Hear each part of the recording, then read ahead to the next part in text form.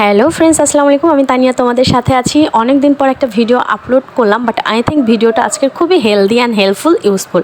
বাচ্চা সহ আমরা সবাই কিন্তু পিনাট বাটার খেতে খুবই পছন্দ করি, বাট বাজার থেকে কিনতে গেলে এটা এত চড়া দাম দিয়ে কিনতে হয়। তাই ভাবলাম ঘরে বসে অল্প টাকা খরচ করে কিভাবে একদম ব্রাঞ্জেবল পিনাট বাটার তৈরি করা যায়, সেই ভিডিওটাই তোমাদের সাথে একটু শেয়ার করি। ওকে, তো চলো কথা না বাড়িয়ে শুরু করি। একদম পারফেক্ট একটা বাটার তৈরি হয়েছে আমার ফ্রেন্ডস, আর খেতে যে কী আমি হয়েছে। তো বাদাম নিয়ে নাও, খোসা ছাড়িয়ে নাও। একটু ডিফিকাল্ট কাজটা, বাট অরিজিনাল কিছু খেতে গেলে, হেলদি কিছু খেতে চাইলে এরকম কিন্তু কষ্ট করাই যায়, তাই না? তো বাদাম ভাজাটা ডিফিকাল্ট মনে হইলেও অ্যাকচুয়ালি এটা কিন্তু এত ডিফিকাল্ট কাজ না। ভাজতে ভাজতে যখন দেখবা বাদাম থেকে একটা সাউন্ড বের হচ্ছে আর বাদামের খোসাগুলি আলগা হয়ে যাচ্ছে, তুমি জাস্ট দেখলেই বুঝতে পারবা, তখন বুঝবা তোমার বাদাম ভাজা কমপ্লিট। খোসা ছাড়িয়ে নাও, সব খোসাগুলিকে আলাদা করে উড়িয়ে দাও। ওকে, আমার বাচ্চাটা রাগ করছে বুঝছো, সব বাদাম ভাইজা ফেলছি এই কারণে। তো চলো এখন ব্লেন্ড করি।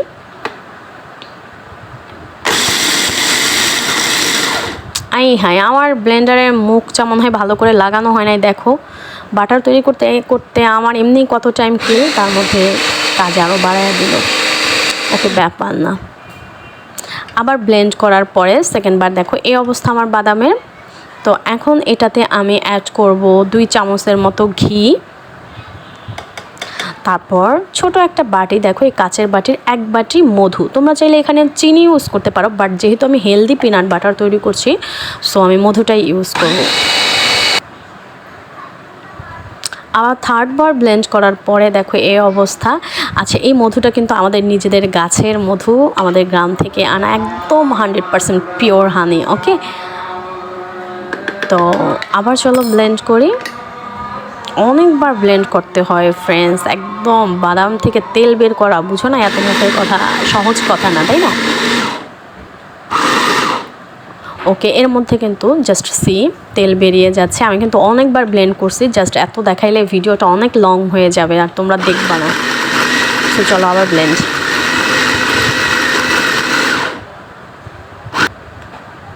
ফ্রেন্ডস, এখন আমি 2টা কিউব বরফ দিয়ে দিলাম যাতে খুব তাড়াতাড়ি হয়ে যায় আমার এটা।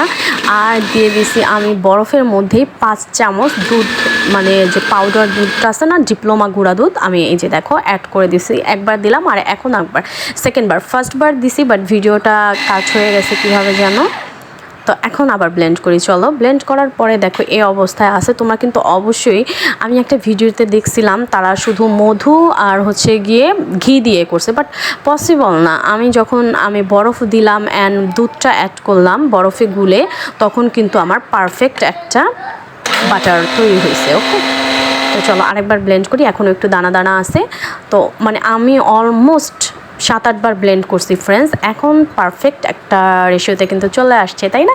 তো হোপফুলি ভিডিওটা তোমাদের সবার কাছে ভালো লেগেছে। যদি একটু ভালো লেগে থাকে, আর ভালো না লাগুক ফ্রেন্ডস, আমার চ্যানেলটা সাবস্ক্রাইব করতে তো আর ক্ষতি নাই, তাই না? তোমাদের তো তেমন কোনো লস হয়ে যাবে না। তো please please please like, comment and share করে আমার চ্যানেলটি সাবস্ক্রাইব করে অলওয়েজ পাশে থাকবা। ওকে, তো পিনাট বাটারটা অবশ্যই তোমরা এভাবে, আচ্ছা একটু বলে নেই কত টাকা খরচ হলো। আমি 1 কেজি বাদাম কিনছিলাম 150 টাকা দিয়ে, না যেন 170 টাকা দিয়ে, আমার খেয়াল নাই, অনেক দিন আগে কিনছি।